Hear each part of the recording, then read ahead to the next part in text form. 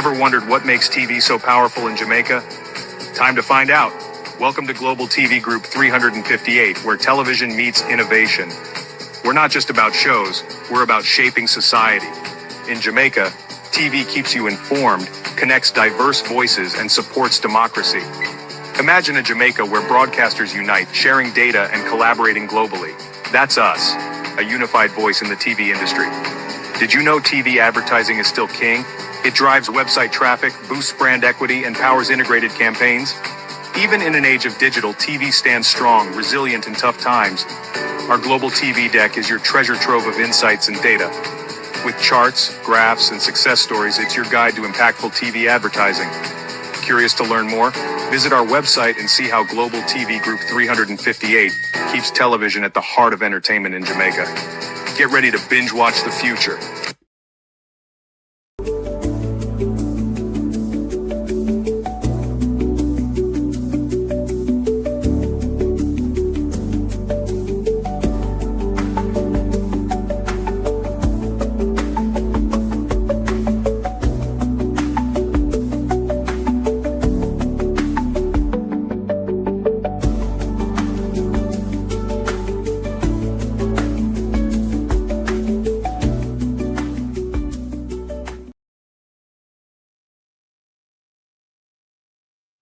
I want to say one little thing. We have a wicked tune where we released the other day, you know? Yeah, man. We're marching on to progress. It'll take life on the road, you know? You want to see labor right and dance to it too. Them love it too. Before you get to things like that.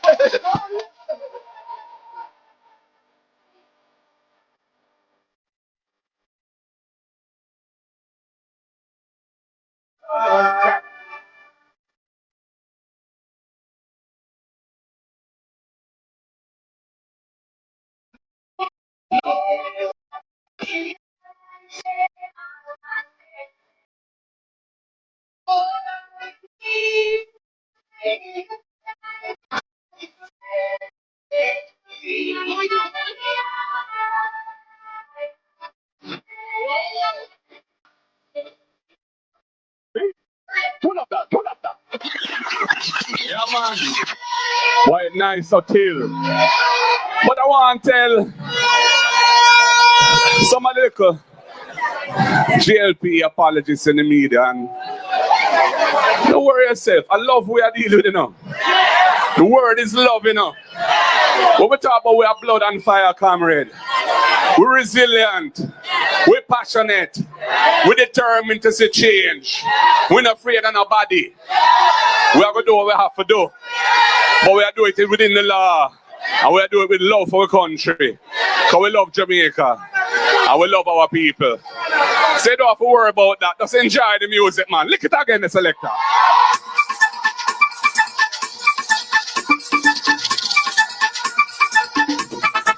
March, we are march, march, march. March, we are march, march, march. We are marching on to progress. Time goes on, we are not. We don't care what we live like. We are. We need to fight, we live alive. And to set Jamaica free. Everybody. Whoa!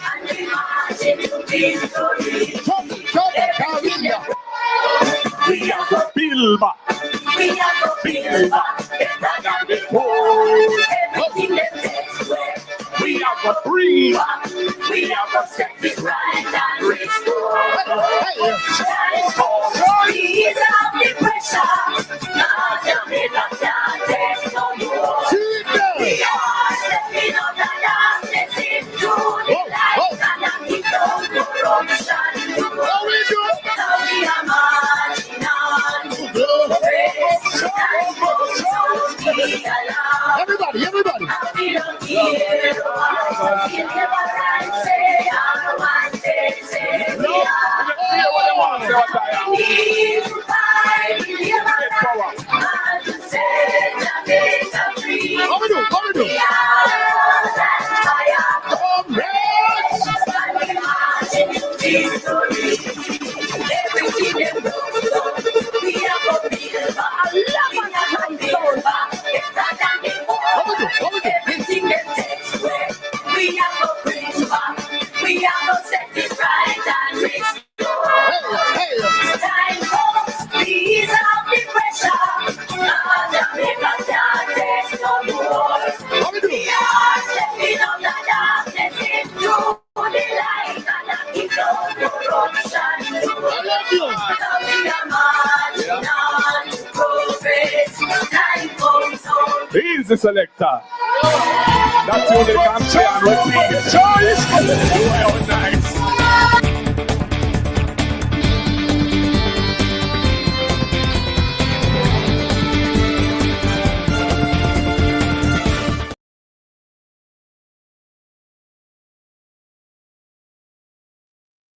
Rebalancing social justice through progressive policies.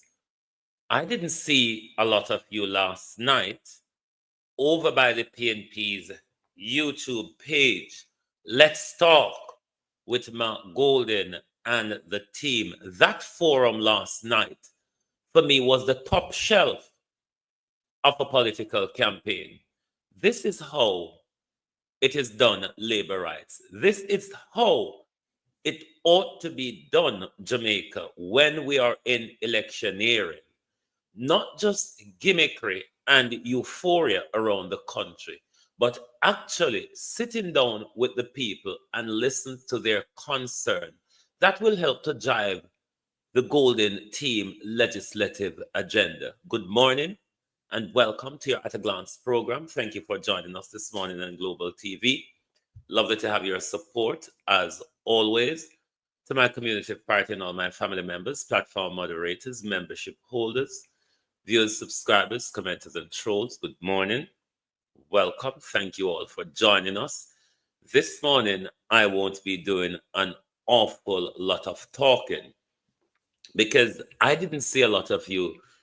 Many of you may have watched it after, but when the program was live last night of that forum with Mark Golden and his team, centering on those in our country who are seen as the less fortunate, those with challenges, whether it is physical challenges, mental challenges, issues of social injustice, the social welfare issue. Bringing everybody on board is what we need in our politics. And for me, that was the height of a political campaign last night, and it is the way our politics ought to go. So we're going to bring you a segment of last night, more of Professor Morris utterances and some question and answer, which there was a powerful emotional moment from a gentleman who has reached his tipping point because of lack of support in our country from government and services that ought to be serving us. And we will bring you some of that this morning. But because it was a 2-hour settings, I think over a 2-hour settings, we won't be able to bring all of that to you. But we will bring some important bits of it to you, like from the question and answer, because that was a powerful move last night by Mark Golden and the team. Debbie Jervis TV, good morning and welcome. Thank you for joining us. Sharon Bernard, good morning. Good morning. Joan Pine, Jamrock 8766, Norman Ferguson. Good morning.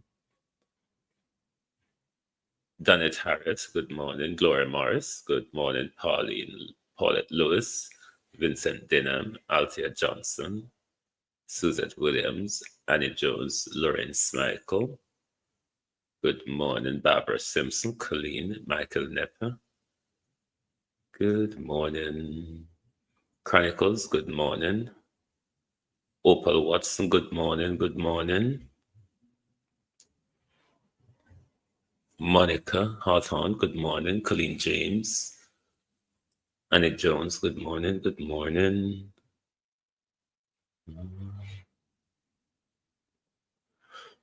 Oh, Colleen, it was. Especially that man in the yellow t-shirt. Trust me, it was heart rendering. Sonia Johnson. What I think you were over there last night, Sonia, weren't you?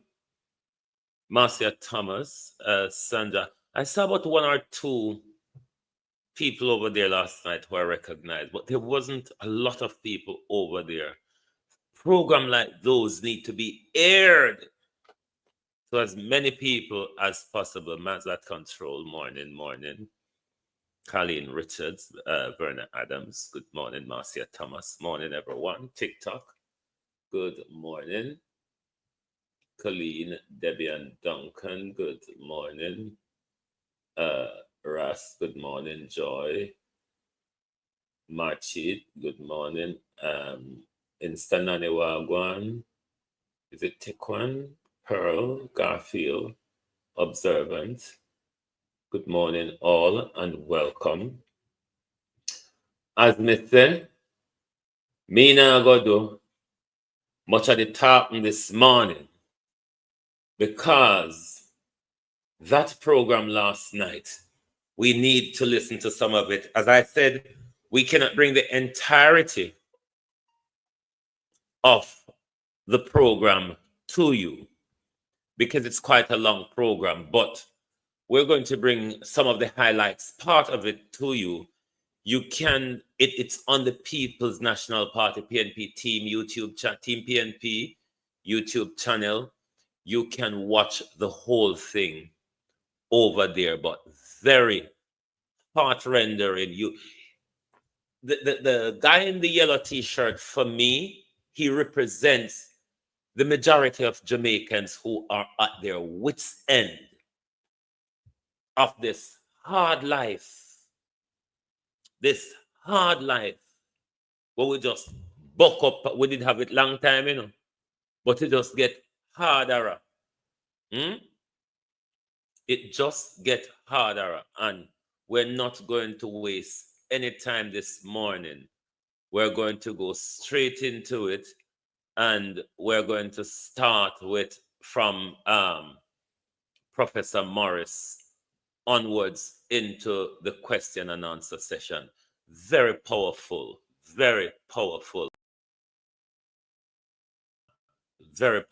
piece last night. Very.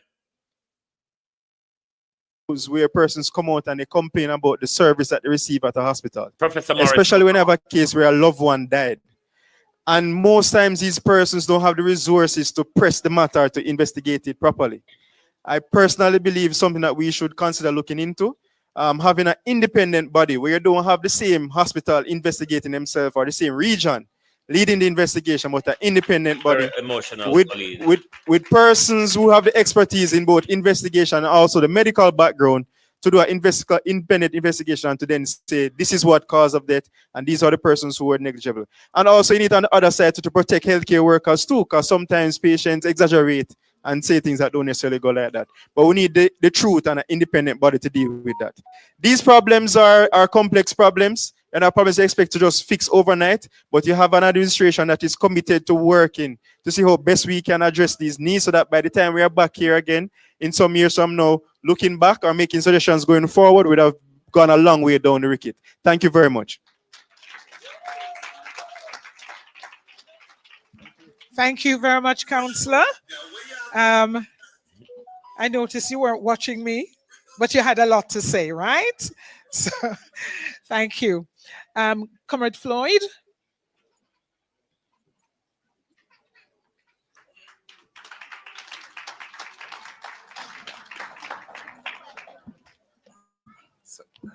Veteran, welcome.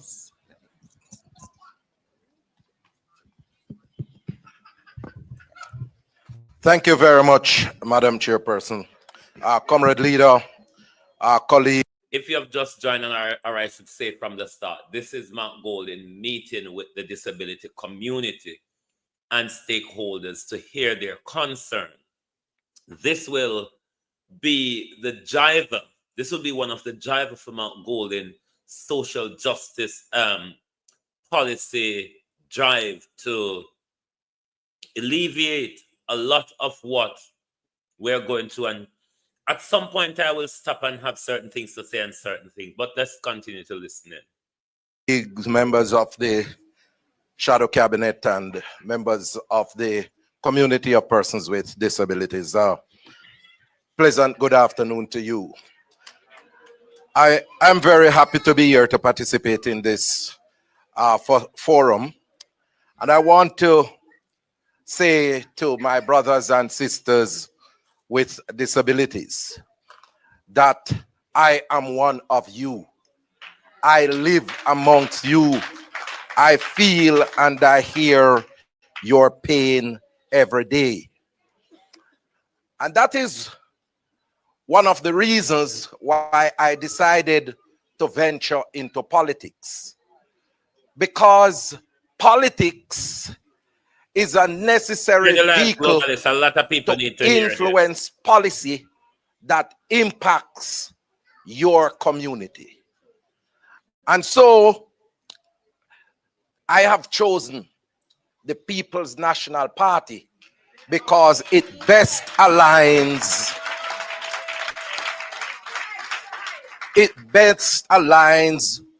with my mission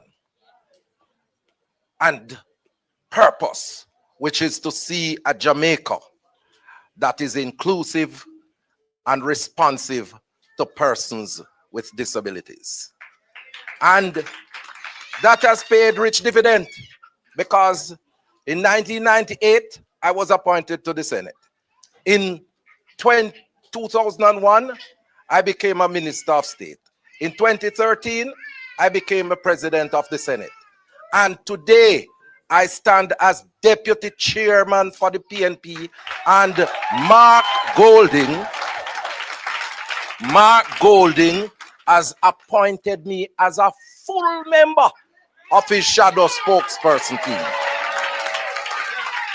And so, understand the significance of that.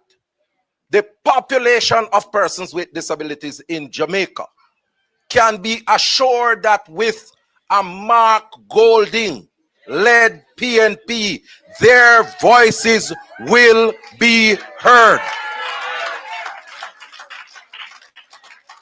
And when my leader gave me the mandate to focus on housing and sustainable living, he said that you must come up with strategies for affordable housing. And you would have heard a number of the things that we have spoken about housing. But we are going to be building 50,000 houses across this country, and persons with disabilities will be benefiting from those 50,000 houses. But the leader has also pointed to the fact that every constituency will be getting a minimum of 500 houses, because we're gonna distribute the houses across the country equitably. People want to live in the spaces that they grow, they're born and grow.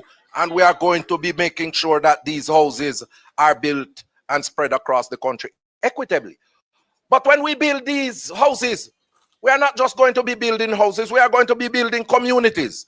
We are going to be making sure that the facilities and the amenities around the communities are accessible for persons with disabilities. So when we're building out the sidewalk, those sidewalks must be accessible for persons who are wheelchair users. No two ways about that.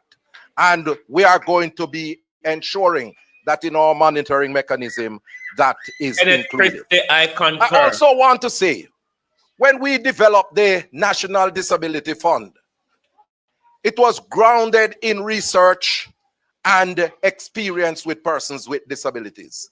And that is why all of those issues that the leader and Comrade Dennis Daly has articulated will be included. But critical to this, and I want you to all take note, we realize that the NGOs the non-governmental organization that represents persons with disabilities have been coming under serious pressure in terms of finances over the years. They have been buckling under the pressure because of an international classification where Jamaica and the Caribbean are regarded as middle-income countries. And so grant funding has been shifted from the region to poorer countries in Africa and Southeast Asia. And what has happened is that sources that NGOs would normally get grant funding from have dried up. And this has caused the non-governmental organization catering to persons with disabilities to be buckling under pressure. We, under the National Disability Fund, gonna make sure that provisions are earmarked for NGOs to get support to run and manage their organization. They play a critical role in the support structure for persons with disabilities. If it wasn't for the NGO community, I don't know what would happen to persons with disabilities in Jamaica, because the state alone cannot carry that mandate, and we have to give support to the NGO communities. I want to say, as I close, as I listened to the presentations, want to make two references. One, in 2013, when I was president of the Senate and took the decision to introduce sign language in the parliament, it was a struggle. And it was when they saw that I was very serious, and I'm talking, when I say they, I'm talking about the parliamentary administration now. I said that if you don't come up with the funds to pay the sign language interpreter, I'm going to extract it from my budget at the University of the West Indies. And when they saw that I was very serious about it, they decided that, look, this is a serious issue. We have to carry it. And the decision was taken. And today, it is a pride and joy to see sign language interpretation in our parliament. And I tabled a motion recently calling for sign language to be recognized as an official language, a part of the Jamaican society. And that, I don't think it's going to be debated, Comrade Leader, because anytime now Parliament will be dissolved. But the intent is to make sure that, you know, all those issues of sign language interpretation are introduced in the broader society. And then when we were dealing with the Disabilities Act, and it was drawing out for a long while, Mark Jefferson Golding was the chairman of the cabinet subcommittee that deals with legislative committee. And I spoke to him and I said, look, Mark, based on your antecedents, your family connection, you have to make sure that we get this legislation to the parliament in the shortest possible time. And without a doubt, he entered upon the reference. And when the document went to LegCom, it was approved and sent to Parliament, and he led the debate in the Parliament, in the Senate, in terms of the passage of the Disabilities Act. And so I say, hail to the leader of the People's National Party. The word is love. God bless you all.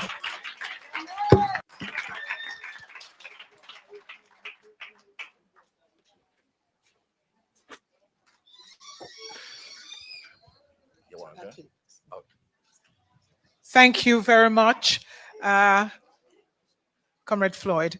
Comrade Julian Robinson, yours will be the task to come up with some funding mechanisms. Thank you very much, Elaine. Let me acknowledge the party leader, my colleagues, the members of the disabled community, and I have members of my own constituency who are represented here. Hail to you for being here. I suppose my job is to ensure that everything that has been said gets funded, right? And I want to start by Mark mentioned my own orientation at Hope Valley.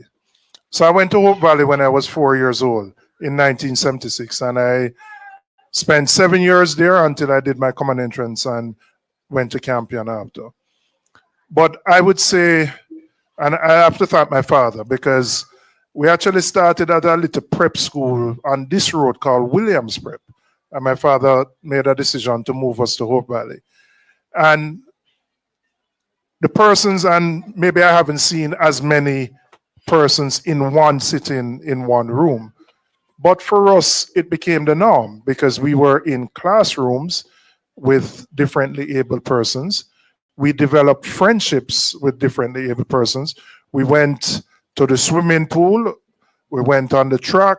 We went down to Hope River. We went to pick Cooley Plum. So the 7 years that I spent at Hope Valley, I would say, are probably responsible for why I'm in politics.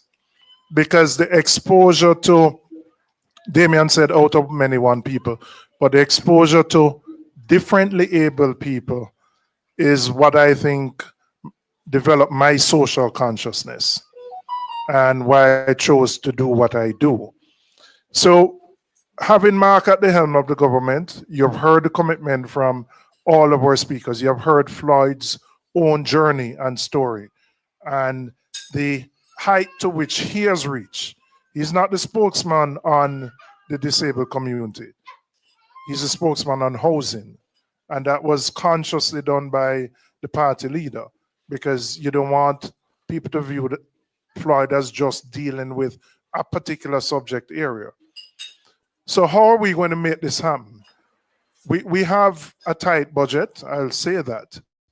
But within the budget for the ministries, agencies, and departments, we have to ensure that a larger share is reserved for persons who are disabled. So I'm not going to tell you that we're going to find a bag of money overnight. No. But our commitment, and it will be a journey because raising the consciousness of the need to do this is not easy. It's not immediately front of center for everybody. But what we will ensure is that we increase the share that is reserved for the disabled community. That we ensure that entities like the Jamaica JBDC and DBJ, who provide support, who provide funding, technical assistance, grants, that they increase that support to persons from the disabled community. Because we recognize the significant challenges that exist for you. For those who have children, and I like the correction, people don't choose not to work. They don't have a choice in those scenarios. So we have to support you. We have to look at, for example, we have social pension, and how can we expand, for example, the social pension for persons from the disabled community. So the commitment. On that point, I have,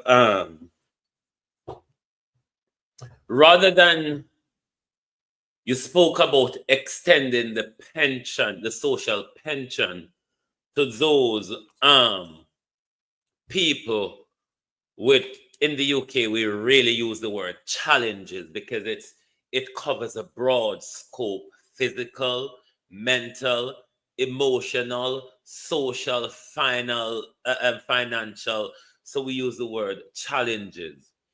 But what about looking into the rather than social pension, you look at what we would term as the disability social fund, under the same heading of the office of social security, but gear away from the social pension, which have an age limitation or the age barrier on it. When it then becomes the disability social fund or social allowance or social grant, then that captures everybody who has a disability from age 0 to death. What does that also do is people at the upper end, while getting their social pension, they're also getting the disability allowance support that would also, when you get up in age, you're going to need more things to aid your care and so on. So try to think of it that way rather than extending the social pension. Is you create that system, the disability social fund, which will capture everybody in it who has disability on any level or scope of the challenges area. That you will have from me when we get to the point of being in government is that we will ensure that this becomes a bigger priority, Christine, and that the monies that are available Yvonne, within our ministries, please. agencies, and departments, that a greater share is reserved for this community. And you have my personal commitment on that as somebody whose life has been shaped by my own experiences. The 7 years that I spent at Hope Valley, which in my view has developed that consciousness that has enabled me to serve in the way that I do. So I want to thank Maureen and the organizers for putting this session together. And I can tell you, if there's nobody else who will hold us accountable, Maureen is going to ensure that anything we say here, that we deliver on. And you have our commitment as a community that you will be a priority on the People's National Party. Please welcome. Thank you very much.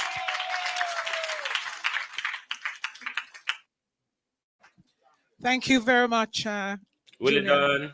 done.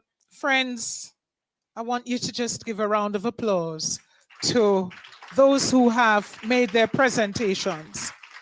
We know that you've been sitting and, for quite a while, but we do want to hear from you. So we're going to ask you to prepare to ask a few questions. I'm going to ask if, Comrade. This is the part coming up, Jamaicans, which will be very emotional. You will hear the stress and the anguish that people in our challenged community face, and the lack of support, the confusion, the overloaded bureaucracy, the bad administration, the non-operational. It's just not working under this Labour government. It doesn't, based on listening to the people. Leo, how you do? Based on listening to the people, it's just the whole social safety net under this government, it is just not working.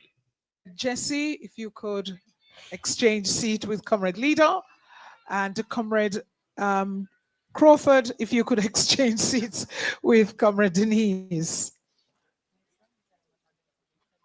We've had a number of issues raised this afternoon into the evening, from raising public awareness and public education to the issue of screening, assessing, and we must not forget doing the intervention, because I know that sometimes we talk about the screening and the assessment, but we don't then go on to doing any intervention. We talked about healthcare. I rather liked what Councillor said about starting with the most vulnerable. If we were to put people who were most vulnerable at the center of our policy making and then move out, we may see a great difference. Comrades, friends, this is a first. This is a first, Comrade Leader. Me feel glad. Me feel, me glad. Yes. And because, let me tell you, time come. Time come. Time come. There is a sense in our country of making persons with disabilities invisible. Today, you are visible. You're not behind a screen. You are here and present. And so we're going to spend the next few minutes. It's your turn to talk. Are there any questions? There's a roving microphone. I see 1, 2. Oh, thank you, Comrade Ethne. Over here, please. Just say your name. Friend in the pink. Yes. And to whom would you like to direct your question? All right. Okay, good afternoon, everybody, or good evening. This is Camille Wellham, yes, the peanut lady. Anyway, my concern is to the panel. We are speaking about persons with disabilities re-employment, and my greatest eyesore, you stop the gap at age 35 for both public sector, and I know that you are not in control of the private sector, but I know some of you may have ties and links to the private sector. Anyhow, I am over 35. I have been self-employed from I know myself being an adult. We as persons with disability over 35, if it even means that in the private sector, for an example, places who employed, I don't know if it's janitors you call them now. It's janitors, I know them, but the fancy name, I don't know it. Hotel workers, those skilled persons. Yes, please, because yes, we would love to be employed with somebody as well over 35. We would love to have a fortnightly pay slip or a monthly paid slip. Yes, self-employed is being good because yes, at least it stop a gap. But full time now, time come. I must share an example. 2020, during the height of COVID, I went to Jack Den Enterprise to employ as a janitor, and I passed the reading test and everything because the print was large. Yes. And I got all my requisite documents accepting my food handler's permit, and I did not open an NCB account. Until this day, I was not called or have not been called. Next thing, since recently, March of this year, I went to the electoral office of Jamaica South East St. Catherine constituency office to apply for a one-day police. I was made to understand that they start calling one-day police. Camille Peter Gay Wellham have not received a call until this day. And if you are saying inclusion, please include visually impaired persons. We might can't do the book work because the print is fine, but the one-day police is not difficult. All we need, crowd control, training, and all these things. Have a good afternoon.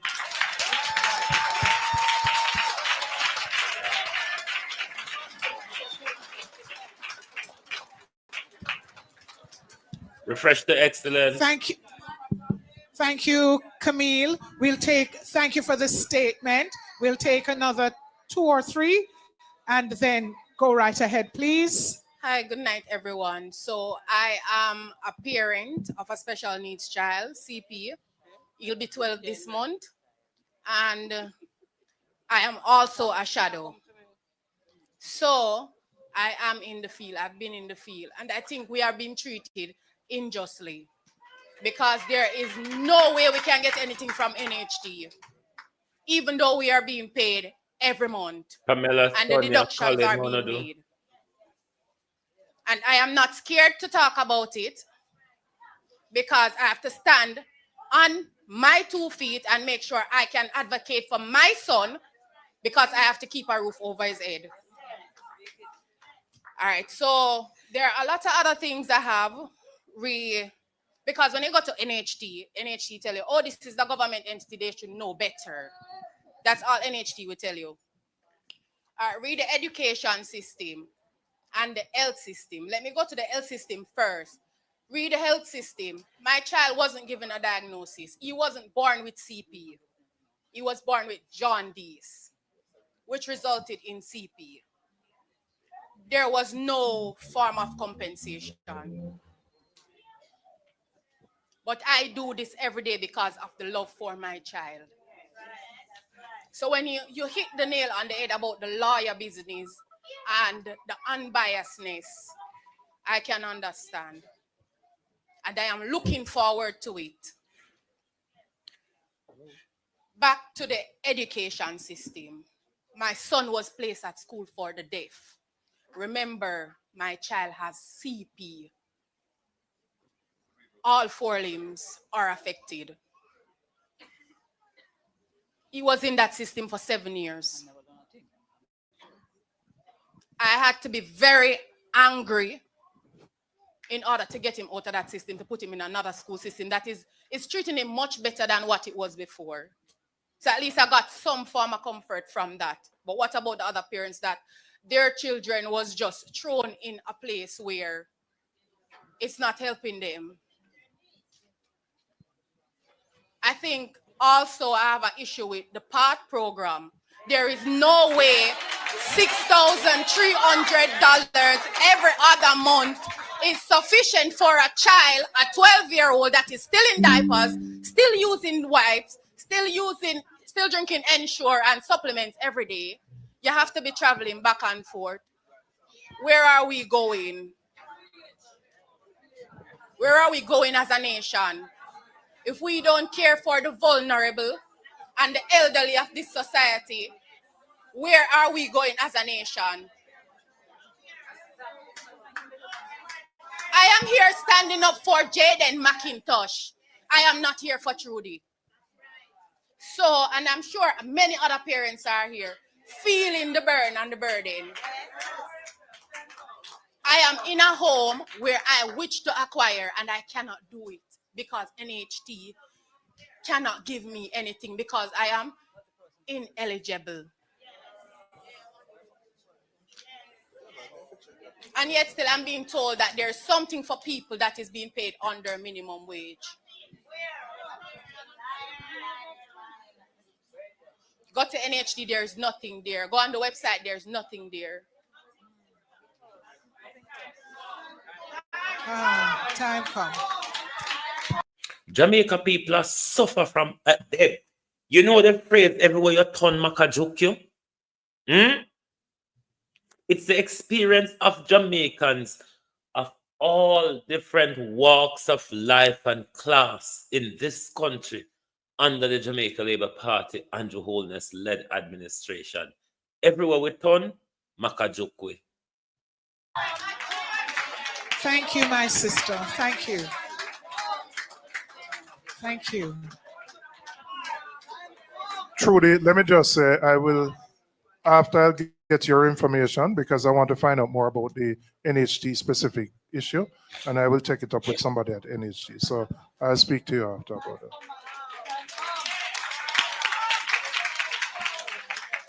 Good evening, ladies and gentlemen. I'm a parent of 2 special needs children. I have 3 issues. One, Jamaica, this is the tear-jerking bit of last night. This is the part where you would have to get your handkerchiefs out last night. People across Jamaica is feeling the pinch from this government. This money-grabbing, power-hungry government have left us behind. Ladybug, how you do? This money-grabbing, power-hungry government has left us all behind, Bishop Morning. To get them on the PATH program is hell. And I'm telling you, my child was diagnosed with a special needs issue from she was 3 years old. To get her assessed was another problem. When I got her assessed and she was starting to go to simulation plus, PATH came to the school, took her names. After 4 years, back and forth to that office, nothing. I have a son that is ADHD. He is also, I was trying to get them on the program. I had a stepfather that was blind. So I had 3 under one roof. I had to stop work just to take care of the 3 of them. You understand? I've been fighting even now to send them back to school. My son is not going to special abilities in Constant Spring. My child is going to... Could somebody just, thank you, Maureen. Thanks. And I'm not working, but I'm trying my best to send them back. Yes. It's very difficult for me. Yeah. I have been to PATH more than 7 times. And they keep turning me down. I keep on asking them, why is it that I have 3 disabled persons in my home, my... Thank you. You heard when the word PATH comes up, how most of the people here are people from the disabled community. The resounding approval of the non-existent or the non-workings of the PATH program. What is Colonel Charles and Andrew Holness doing with the money and the Social Security Ministry? What is Andrew Holness? How much was it? 830 millions or billions? Was it millions or billions? Somebody correct me. But there was 800 and something unaccounted for from Ministry of Labor and Social Security, is it not? Colonel Charles ought to be investigated as well. Because the support for Jamaicans under the PATH program, the most vulnerable in our society, is not getting it. My in-law died last year. All after right, 8 years of trying to get help. Let's hear. I'm about to lose my house because I'm not working. There's nothing I can do. I'm just tired. Yes. I'm just tired. Hey! Jeez. Right now, I'm fighting to send my kids back to school. I do a little jerk chicken thing. I do a little drive. I do everything trying to send them. In February, I have not been working. I had a stroke because it's all on me. And I'm still fighting to send them back to school. I just don't know what to do, but I need help. I need help. I cannot do this all alone. I'm tired. Thank you. Can you, Maureen?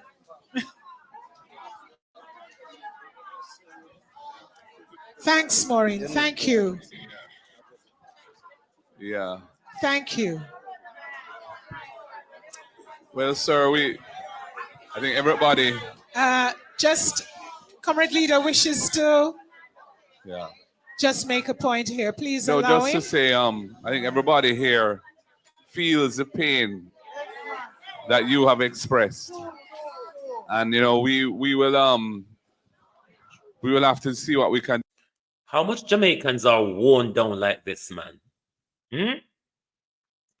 How much of us are worn down or stretched to the limit like this, man? Do to assist you. Certainly when we form government, we'll have to look at why it is PATH is so slow to respond. And before then, we'll have to see what we can do to get them to move more quickly. I just want to say in supporting the comrade leader, because there are some systemic problems associated with PATH. And the way our social protection system is designed to treat with issues for the most vulnerable. And that is something that we have to deal with. And I want to speak to you specifically at the end of this session, because there's something that we have to deal with. Hypertension, hyperglycemia. These are things that are very prevalent amongst us. It's not only a dietary problem. Stress, Jamaica. Stress, Jamaica is driving us over the edge. You heard what the gentleman said. He ended up having a stroke as well. That was because all of the stress level Jamaica conjured up.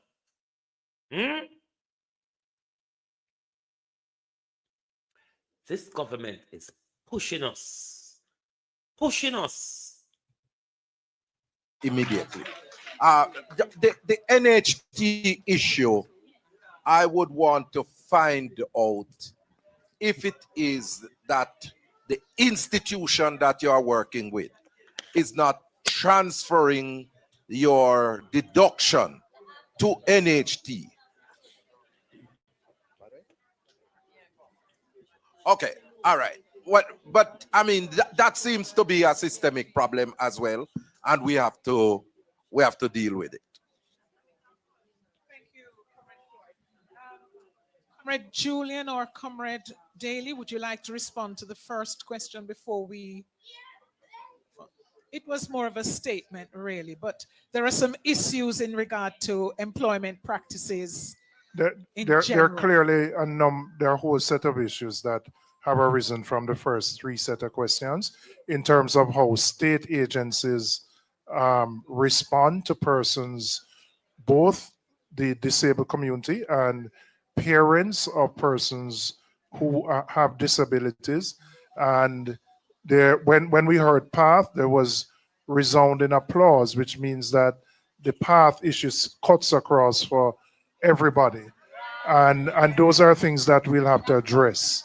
The issue of the stopping at age 35 is something that we would have to examine to see whether we can extend beyond Raymond, that to provide that support. So there were a number of issues raised which we have noted and which we will attempt to deal with. Some of them we're going to try and resolve now, and certainly when we get to office, we'll adopt a different policy in ensuring that those protections are there. And just quickly to state that we are recommending that we have an interministerial committee that will look at the NHF, the PAD program, all the different social programs that must assist persons with disabilities, more so that we'll be able to take it to that interministerial committee and we will be able to address them as we go along. Thank you, Comrade Daly. Microphone, go ahead, Cheryl, please. And then 1 second. I think Dr. R.J. Dixon wants to make a contribution in relation to the question. Come, R.J.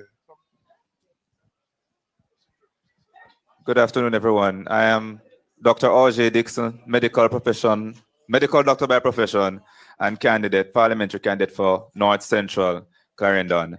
I just wanted to make a quick comment because I'm going to leave to go to a workers' meeting. But I heard some of the comments and questions, and it's really something that in medical practice, it's my experience where, parents literally and their children suffer because there's not enough support from the state. When I heard the gentleman that just spoke, a lady from one of my divisions, Moko, comes to mind, that she comes to me so often. She's trying to get a child on PATH. He has cerebral palsy. He's now about 13 or 14 because he has certainly aged out of the pediatric population where hospital is concerned. So he's certainly about 13 or 14, and she has been trying for years and unable to get, that child on path. So it's certainly something that I hope that the People's National Party, my party, can look into, right? And it's commendable that we're having a forum like this, because I've never really seen this form part of any political campaign as far back as I can remember. And to add one further comment, there's something I'm passionate about, persons with disabilities and special needs. I've been, involved in working with autism support for the past 10 years since I was in university, and continue to do so. So when I win, I'll be not just an advocate for North Central Clarendon, but an advocate for persons living with disabilities. And Comrade Leader and Comrade Julian, the early stimulation program is something I really want us to look into when we go to office. I have patients that I refer, and they come to the next visit, they can't get onto the program, the next one and the next one. And it says early stimulation, 0 to 6 years. And you find that some of them age right out of that program without being able to benefit. The accessibility, the disability fund as well, the accessibility of screening. Again, I refer my patients time and again, and it's almost hell for them to get the necessary screening assessment done, because you first have to formally diagnose before you can get access to the different, assistance programs, etc. You have to diagnose before I can refer to a child psychologist when I suspect ADHD, for example. But we're just not having that done, because so many children, so many parents are not able to afford, and some who are able to afford, there's a backlog when it comes on to accessing. So it's something I'm really looking forward to us, dealing with when we form office in another few weeks, to make sure that persons who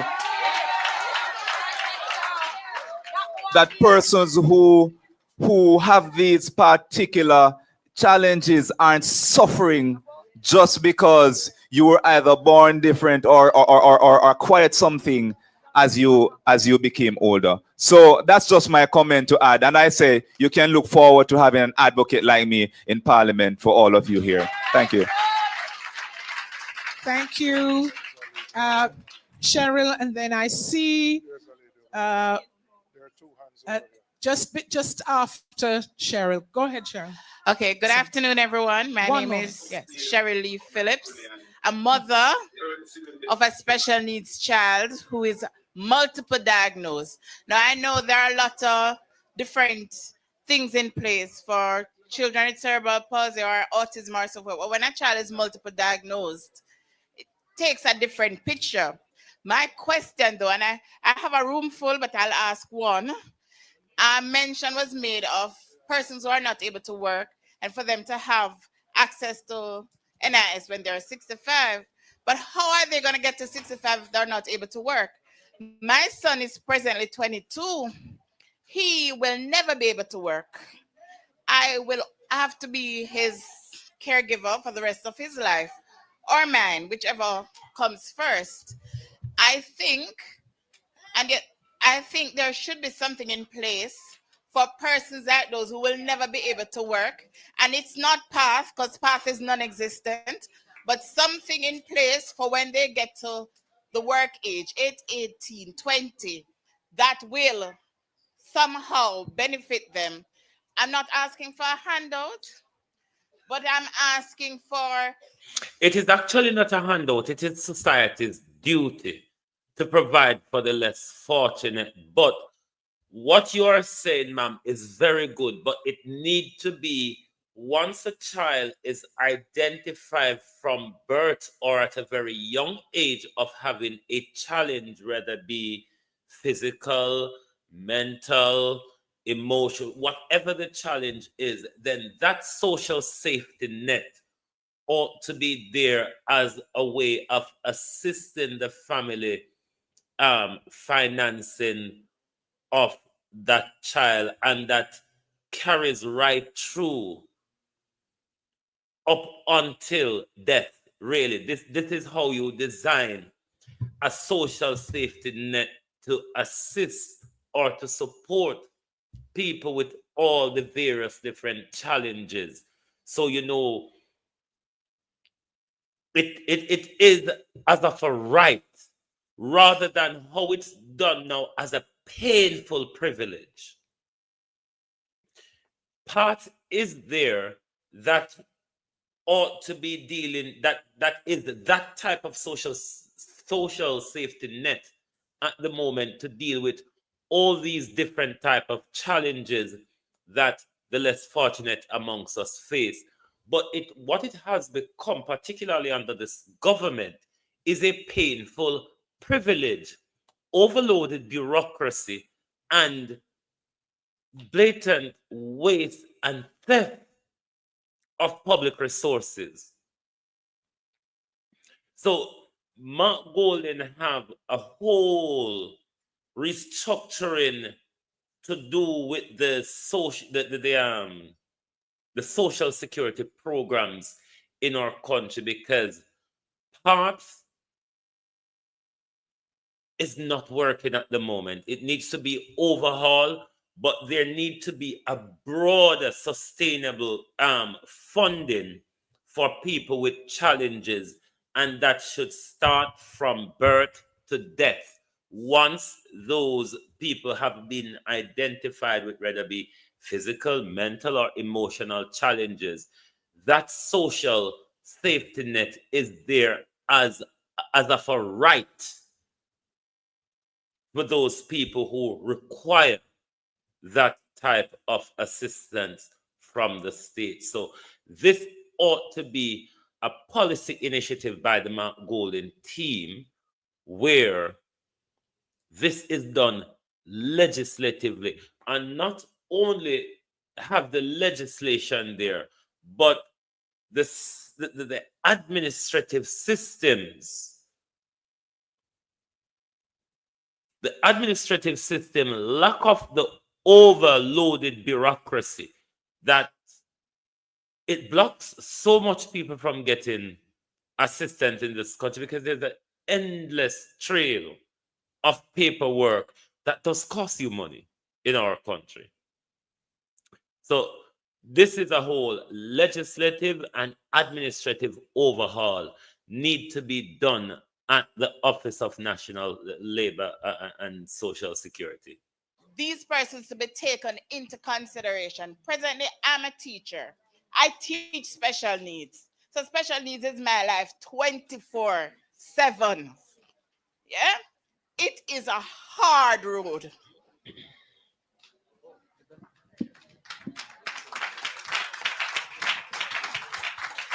Thank you, Cheryl. And yes, we're coming to you with a microphone.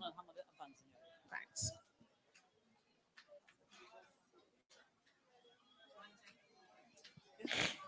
Yes, thank you.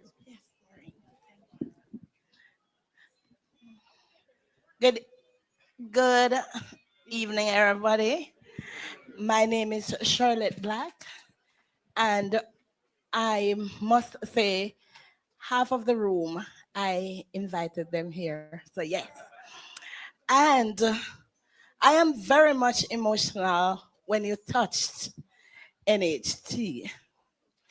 I am self-employed. I am a registered farmer with RADA. So I'm just seeing myself in the paper sometimes last week. So persons can view that. But I have applied or had applied since 2017. It took me 4 years to know that I was not getting my house. Still did not get it. And when the lawyer saw that was happening, they said this must be a murder case because we never see nothing take 4 years.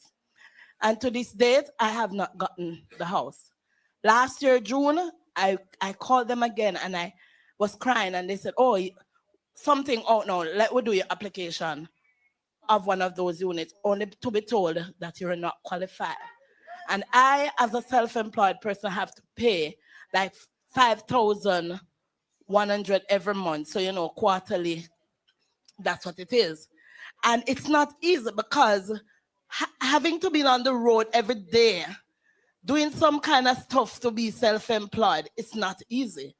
And also, I have colleagues that when you see them on the road, a lot of blind persons, I can tell you, counting on my fingers, 15 blind persons are out there now, begging literally to survive. And we cannot have it. Time come, I need my house, and I really want to be alive to get that house. Yes. I think we have one more, Comrade Maureen. Thank you. Good evening, ladies and gentlemen. Good evening. Stand up, Wendy, stand up. Maureen, Comrade Maureen. Go ahead, go ahead. We're going to take two more questions. One is here, and I come to this one. Right here. Right here, the gentleman. But Damon, is you? Hello. This for you? And then one, yes. Yes, good evening Right again. here. Go ahead. My name is Paulette Ellison, and this is my daughter, Wendy Locke. She was born. She spoke for about the first 2 years of her life. She spoke the second year. And she took a little time to walk too. But in the 1 year and 9 months, she got up and walked. Right, but the speech did not come back. She stopped speaking at 2. Up to this day, she is 49 now. She don't speak. You have to know when she feeling pain. She was diagnosed 5 years ago with fibroids in her belly. She has been going to the gynae clinic in Jubilee Hospital for every 3 months checkup, and so they advised me that I should let she get a operation to take it out. I'm so scared. I don't want, and it is a no down there because people is waiting for all 5-6 years and not getting an operation to take out the fibroid. Because every time you go to clinic, you see it full up same way. And we're saying if we get to do it at medical or one of those places, it's a lot of money, over $1 million. So she just have to stay on pain pills and those things. So I'm just speaking for her, and I have to find everything for her. She's registered with the Council of Disability, but she's not getting anything. I have to find everything for her. Me and our brothers and sisters have to find everything for her. Clothes, food, going to the doctor, taking ultrasounds, and doing all those things. We have to find everything financially for her. Okay, thank you. Thank you. Elaine, one more question here. And one then... more, and yes. Friends, go ahead. Good night. Yeah, man. Special request to all of the members of parliament. I work a lot of places in Jamaica. Like I used to drive me and Mary Atkins. I used to work at KCC building department and so much other places that used to show, collect all those funds from me. And now when I check out stock, I am trying to acquire some pension and I cannot get nothing. Now I'm finding myself in this stage of life where I am. And I am saying, we need to look out for the hard-working ones who have done their share of work already and falling into this kind of situation of a disability. My eyes are gone. I cannot see right now. You know, people have. I come here by myself today from 1 o'clock, and I waited until the time because I cannot. I don't have anybody to help me to get here. I don't have taxi fare. But I respect the PNP. I respect Mr. Golden coming in to take it and take it further. And Mr. Robinson, that gentleman there, Mr. Damian Crawford. I tell you, sir, when I hear you, I have to record you because I can't see you. When I could have see you, I always want to see you because I want to the goat them. Trust me, yeah, because I tell you, we need it, the help, and we need, and when it comes to all the part place, I go down there, and when I go down there, I know I can't get none of them says, When I call it social worker soon come check me. All no social, now social with me. Thank you. Thank you. Thank you. I'm going to ask the panelists if they would like to respond to any of the statements or questions. And in the meanwhile, I also want to recognize, okay, there's one other, that we do have some online viewers who have sent some questions and statements to the panel. I just want to recognize them.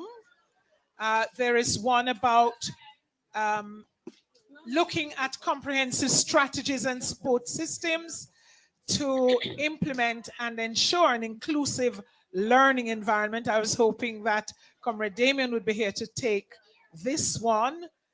And the other had to do with how we could empower individuals with disabilities by leveraging their strengths, providing accessible assets and support networks, some of which we have talked about, and adapting tasks to meet their needs. Thank you. Any response from any of the statements? Let me just have her first and then we will. Okay, yes. Go ahead. Go ahead, please. Good evening, everybody. My name is Taisha Milne, and I'm not a happy camper this evening. I was diagnosed with Graves' disease from 2020, and I got approval to do my surgery, which is not provided here. I got the visa, I got You're my not drinking, ticket. so you do. I was told that Ministry of Health offers help. They send me to UWI Hospital for referrals. UWI Hospital refused to give me the referrals, and I had to be in a meeting with them today because I need to leave on Sunday. So I'd like to know who can address this so I could get the help to go and do my surgery. I have 2 children that I have to live for.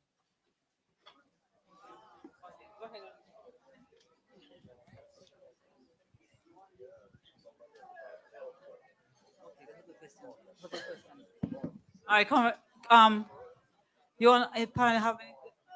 There is a question online also about voting and asking about whether or not persons with disabilities can be allowed to vote by mail if they can't go into the center. Online question. I'm just telling you. I know the EOJ doesn't permit any voting except in person at this stage. Desmond, good I mean, morning. it may be something that we can examine in the future, but you are eligible to vote once you can go in person, and you will get assistance once you get to the polling station. Your privacy will still be protected, but at this stage in our electoral process, we don't facilitate mail-in votes.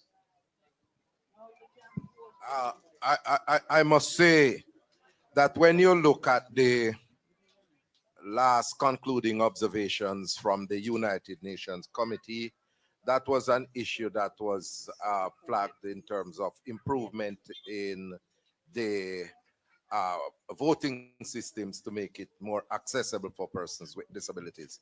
So, you know, Jamaica has to move in that direction. And I'm certain that when we are elected as government, those are some of the reform issues that we will have to contend with.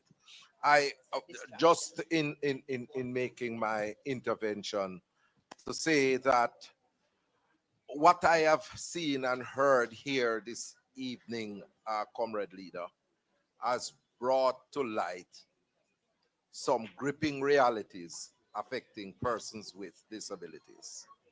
And we have to make sure that in leaving here, that all these expressions are taken into consideration, because these are the lived realities of the people that matters in our Jamaica land we love.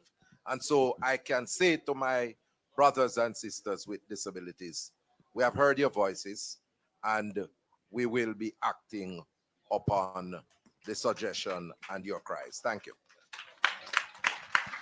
Yeah. Just to I wanted to get a little, oh, sorry about that. Go ahead. No, just quickly to find out from the person who's supposed to be going abroad, did you get a turn down from the Ministry of Health because there is such a fund to give assistance? So I'm not too sure if they have not responded to you or it is not in the timely manner in which you would want to.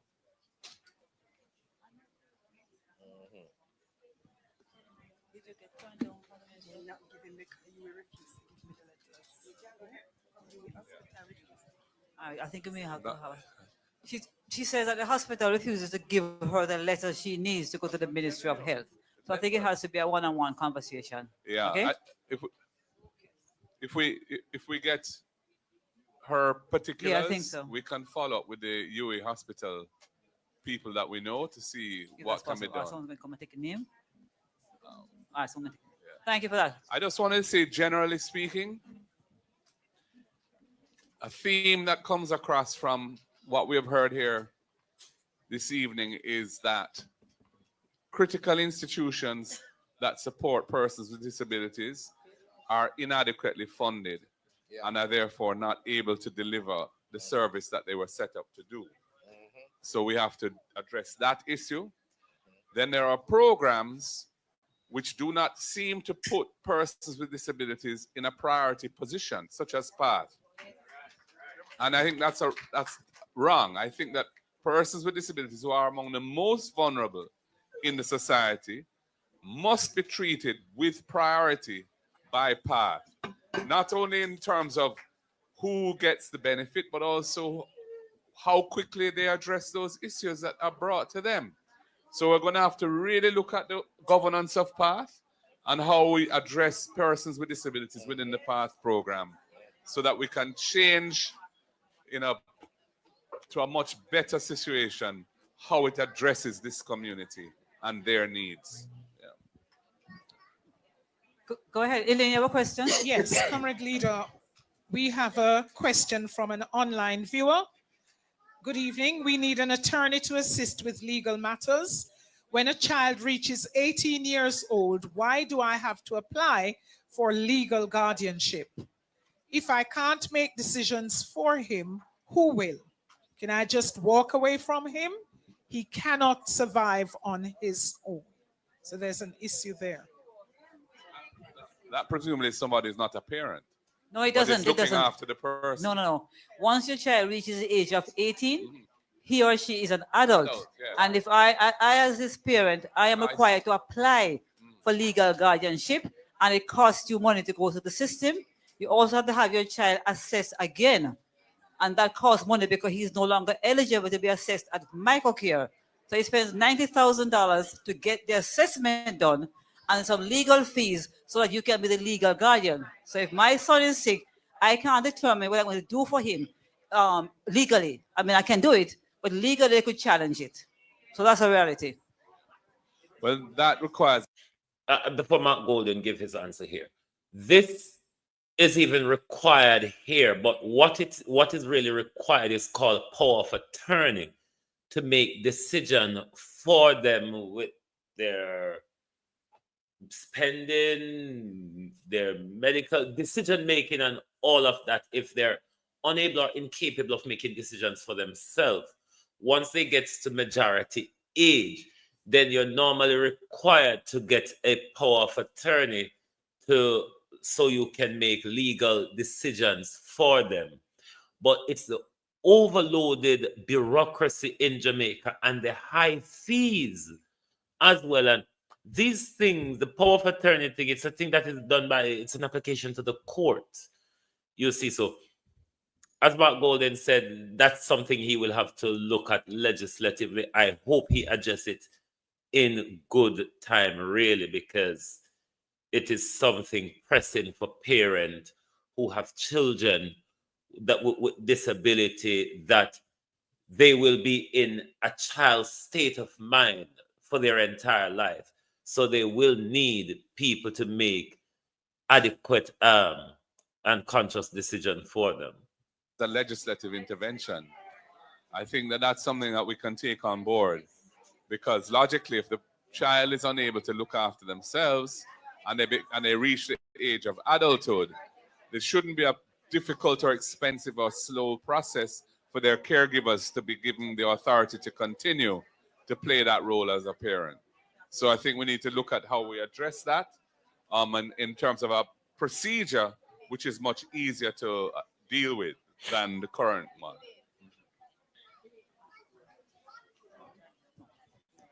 Thank you. We're going to take two more questions and then we're going to end. And the We have report to is take a just two lie. more. And the statistics There's are a lady lies. who was here. And okay, wait, all right, wait, go ahead. All the way from Good. Western St. Mary. Good evening, everyone. My name is Tevon Thomas, a Paralympic athlete who represent Jamaica at the highest level, right? It's not really a question, but a concern. Why is it when it is politics time, all these persons try to come out and rush the disabled people to go out and vote? Why is it they don't do the same thing to protect these people and give their support to them?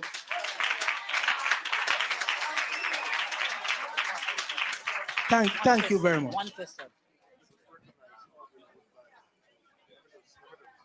Yes. I just want to actually recognize another representative here, the candidate for the People's National Party in Western St. Mary, Orville Woodbine, who has come with various persons.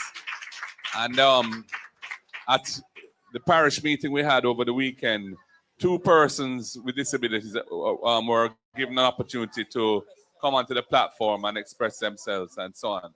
So I want to commend him for the interest he's showing in the community. And your point is well taken. You know, this is not a vote gathering exercise. This is really part of preparing ourselves for government. You know, and we obviously would welcome the support at the polls, but we are really here to ensure that some of the burning issues that have come out today, that we are aware of them from the get-go, so that we can try and make a difference as quickly as possible to address some of these terrible situations that we're hearing about. All right, we're going to take just 2 more questions now. You have just 2 more at this point in time. You have had your hand up for a long time. Go ahead. We're taking questions now, not statements. Questions. 1 question, and I will stop you. Good evening, everyone. My name is Janelle. I am a wife of a disability person who is Jerome Jackson. And I would like to know, why was it whenever a person applies for PATH program, they ask you, do you have flush toilet? You have electricity? You have television? All those questions, I don't think they are relevant to us, because then again, and then, is your wife employed? Is one of the most qualified massaging therapists here in Jamaica. And trust me, when I tell you, say they underrate him, they underrated person with disability. And is that why? So your wife can't take care of all sort of question. Like, I'm the one who was take care of him along with my child who has dyslexia. They don't care. So I would like to know what can be done about that. All right. All right, we're going to actually, at this point in time, you have 1 more question and we're going to cut off, because I know people are been here, some from 4 o'clock, and I want to sort of like give people a chance to stretch their legs, all right? You can still mingle and you can still talk to people. A few of us will still be here, you can ask questions, but understand we need to cut off for some people, okay? 1 more question.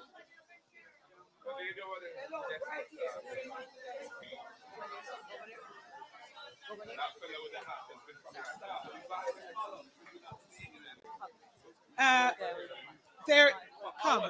Yes, come along, please. Thank you. Good Thank evening. you. Adams is my name, and I love to see the reformation of the Rising Sun paper. It is a medium in which the party can educate the society about political situation within our country. Right? That paper needs to be restored. Hard copy and soft copy, so the party can work out how that can be done. The other thing, with Mr. James, we have been strapped for funds in regards to health. I am suggesting to the government of the People's National Party, who will be in a few weeks' time, that if we can look at having a statutory reduction in regards to health, just like the NHT, education, and all of that, I believe that situation can address a multitude of health issues, right? And I love to see Mr. Golden to talk to him about a strategy that he can use in campaigning. Thank you. Jamaica, this is a brilliant piece of idea from this gentleman. This is what the British healthcare system, the free healthcare that you hear Britain boasts itself on.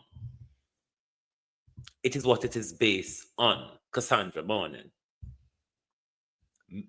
Statutory deduction. We call it the NI, National Insurance. That fund funds the health service. And then all of us, because of that, access the health care for free. If I was in Jamaica, I'd probably die. I'd probably not been diagnosed with cancer at stage 1. I wouldn't be diagnosed with cancer on the 22nd or the 28th of May and then have an operation on the 22nd, on the 21st of July. I would never be so lucky in Jamaica. This is a brilliant piece of idea. If this statutory deduction, Mark Golden legislate this could alleviate, as this gentleman said, a lot of problem in our health care. If we have a government when our thief it off like how Andrew thief off NHS money, we have to add that, because we may get another thief with dangerous like Andrew Holness.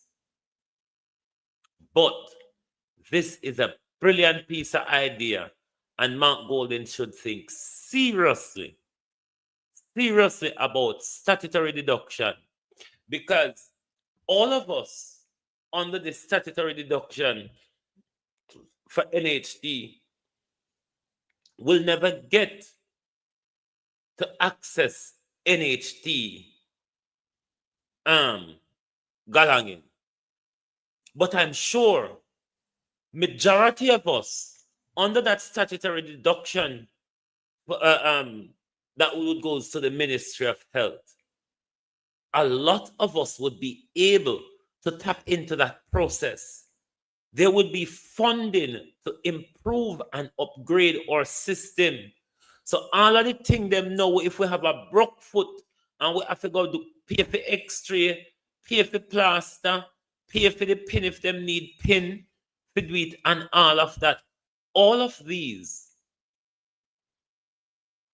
that National Health Fund would go into providing all of these. So I hope Mr. Golden listens to this man and implement something of the sort of such. It have a little more pinch to go. Thank you. Thanks very much. Wow. Ladies and gentlemen, sorry, are there any final words from the panelists? One more? Okay, go right ahead. Go right ahead. Good evening. I just wanted to find out, for high school level, I'm having a challenge that there is not inclusivity. Somebody mentioned it earlier. And I find that there is not a grade in each grade level, there is not a special needs class. So it is the hardest thing to find a school, even if you can afford it, to send your special needs kids to in Jamaica. So that's something that I wanted addressed. And another thing is a community for the Special Needs Society. Right now, there is a Special Olympics team for Jamaica who has to be hitching on to UTEC to use their pool. There needs to be a community established that can have physical therapy services and the facilities there for the Special Needs Society two things that I wanted to add. Thank you. Thank you for that. We've taken note. I'm going to ask, I know that there are many more questions and statements, but you've been sitting, you've been a great audience or participants in this discussion and this conversation. As Comrade Weber said, please stay behind, ask your questions of the panelists. There are supporters who may be around to take any questions you may have, because part of the process, clearly it's about listening and then speaking for the needy. I am going to ask you, go ahead, comrade. All right, thanks very much. Yes, I agree. Healthcare does need more, needs more funding. However, we are already wasting some of the resources that we already have. Yes. In terms of we spend a lot of money on promotional activities instead of actually putting in things that you actually need. Give you a prime example. Bustamante Hospital doesn't have a CT scan machine. And instead of getting a CT scan machine for the hospital, the minister implemented a program where you get to interact with a dog, to pet the dog, and think that will help you to feel better. So it's about prioritizing the important things that will actually affect. No, nothing is wrong with having a pet dog that will help with the, emotional well-being and everything. But you must prioritize. When you have shortage of resources, you have to prioritize what is important, because if you don't deal with the medical emergency that you have, petting the dog won't help you either.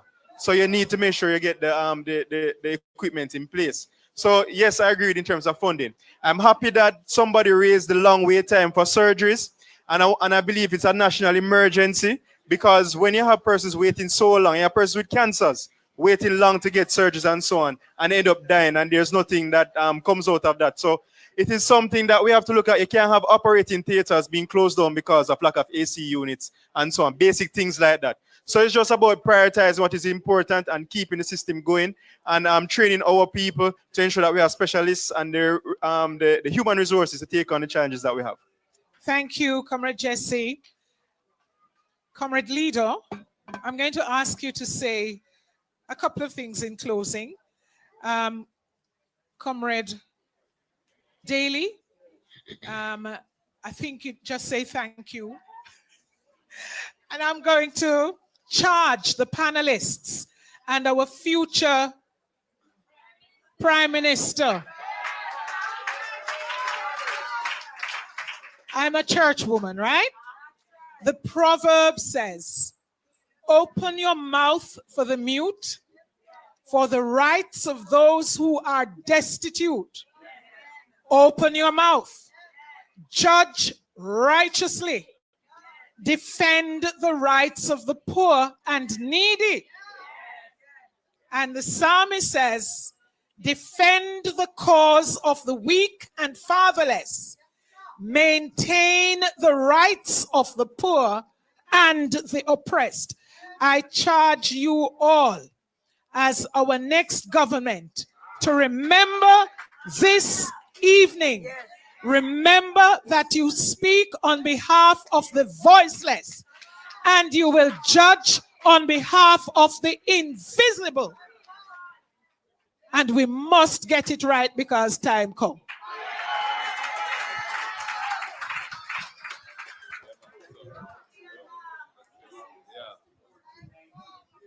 Well, in closing, I just want to say, first of all, I want to big up the organizers of this event. And I want to thank them for the effort that it has taken to put this together, the panelists, but most of all of you who came here today to participate. And, I think it has been a very useful discussion, because you have real experiences of how the system treats or mistreats you in your own lives. And it's really those stories that can help to guide policymakers to try to make the system fairer and more effective in delivering the services that are intended for you, but are sometimes not delivered because of the way in which the system is working. And so for me, these kind of dialogues are vital in ensuring better quality governance for the country, because these are the ways in which persons who make decisions can be well informed and can know where the reality is and what the rubber is on the road. I want to thank everybody. There are a couple of persons who have burning needs, and if we get the information, we will try to see what we can do to have that addressed quickly for you. So, you know, Maureen and whoever can do that, please go ahead and make sure we have that information so we can try and follow up. And, you know, to everyone here, you know, we want to be a government that really addresses the issues of the disabled community, not as an afterthought, but as a central tenet of what we are about as a government. Because if, as has been said, if the most vulnerable in the society are being looked after, you're going to have a much better society, a much stronger society, and a society where people feel that they want to be part of it and where the love is flowing and we can see progress. So one love, everybody. God bless you all. Power. Labor rights, PNP, you red and green or orange and green, clear out of my way. Don't have time for both sides of you this month, because both of you are enablers of the entrenched corrupt system in our country. So clear the way right now. To the independents, the undecided, those who are sitting on the fence, those who often say, we can't bother with it because they're all corrupt. Listen up. Let us all participate in what we have been given called this great democracy. My advice to you, those of you, the undecided, sitting on the fence, disengaged, disenfranchised Jamaica, let us get on board. It is our country. Give Mark Golden and the People's National Party a chance. We have given this government 9 years. This tree rather, has bear no fruit. This tree has bear no fruit. We have to think about progressive policies that will take Jamaica forward, not in the interests of our political gangsters and masters, Jamaica. We have been given, we will be given the opportunity to get it right one more time, Jamaica. We will be given the opportunity to get it right one more time. It is on you, particularly those in the higher echelons of the voting bloc from age 18 to 50. You who came through the independent system of education, let's quote it. Break that tribal barrier. Let's give Mark Golden and the People's National Party a chance, because what we have seen and hearing is progressive policies as opposed to the deaf ears leadership that we've had for the last 9 years from the Andrew Holness regime. Let's take a different direction, Jamaica. We have not been served well on this journey. What we have engaged with is a money-grabbing, power-hungry government who, when it is not stealing, it is raising its salary above the threshold of any raised salary we've ever seen. Let's get it right, Jamaica. Let's get it right. If you choose to continue with Andrew Holness, then you only have to accept and expect the martyrdom to come. I'm going to do a follow-up this evening on the whole social justice the whole social justice tenets of what this sitting with Mark Golden and the disabled community represent, but I'll be more focusing on mental health, because you've always heard me asking Andrew Holness for quite some time now to review our mental health laws in our country, which is not serving the community with mental challenges.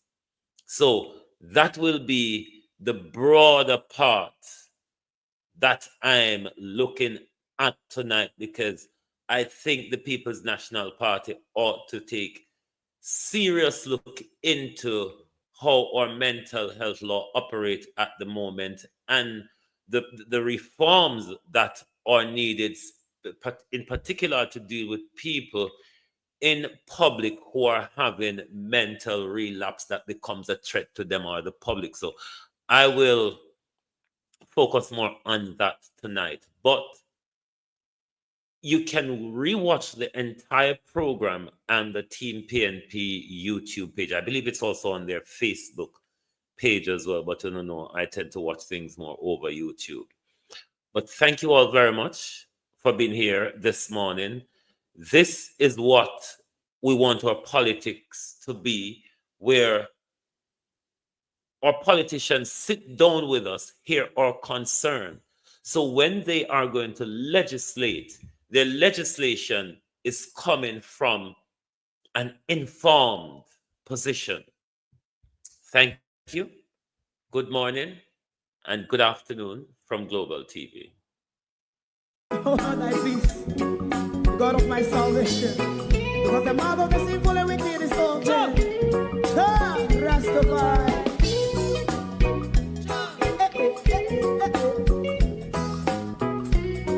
Come with I.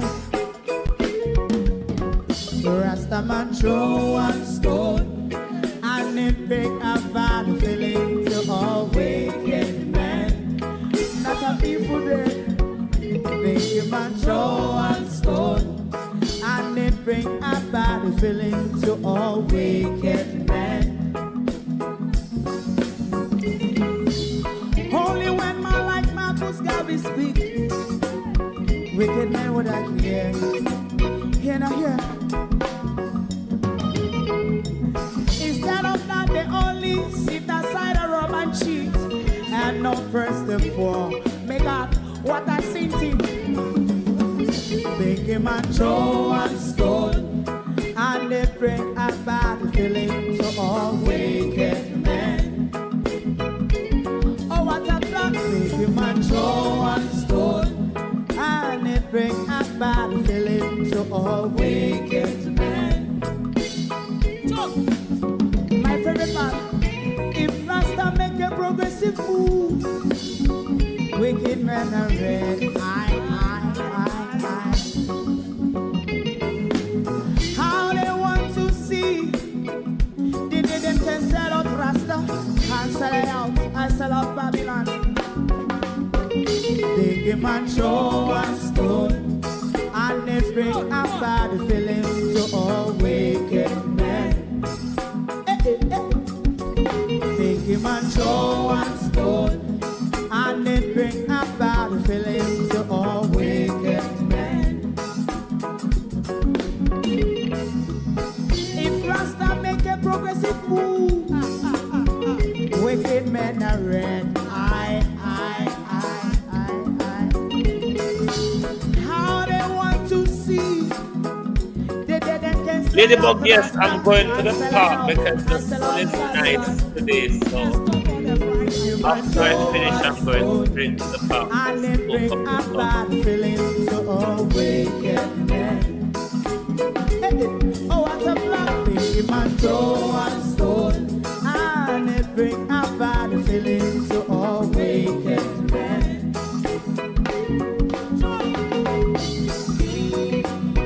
You have eyes to see, let him see. You have ears to hear, let them hear. What a prophet must say.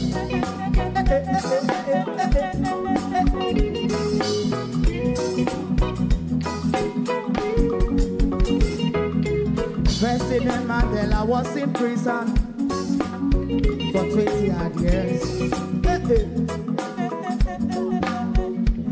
And he lived from the prison of water, we have coconut water, of the and we have vegetable as well. So you can all of them with the dehydrated feeling to all wicked men. Oh, what's a black big man show and stone, and it bring a bad feeling to all wicked men. Rasta man show and stone, and it bring a bad feeling to all wicked men. Globalists, thank you very much for joining us back this evening for people's point of view. Thank you. Good morning and good afternoon.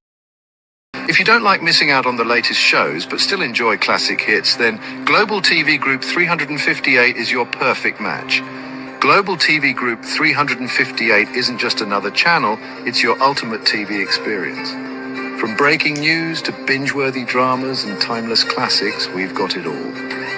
Our unique blend of original content and global favorites means there's something for everyone. And guess what? With GTVG's seamless streaming, you can watch anywhere, anytime. Plus, our interactive features let you be part of the action. So, whether you're a seasoned binge watcher or a casual viewer, Global TV Group 358 is here to keep you entertained day and night. Don't just watch TV, experience it with Global TV Group 358. Subscribe now and never miss a moment.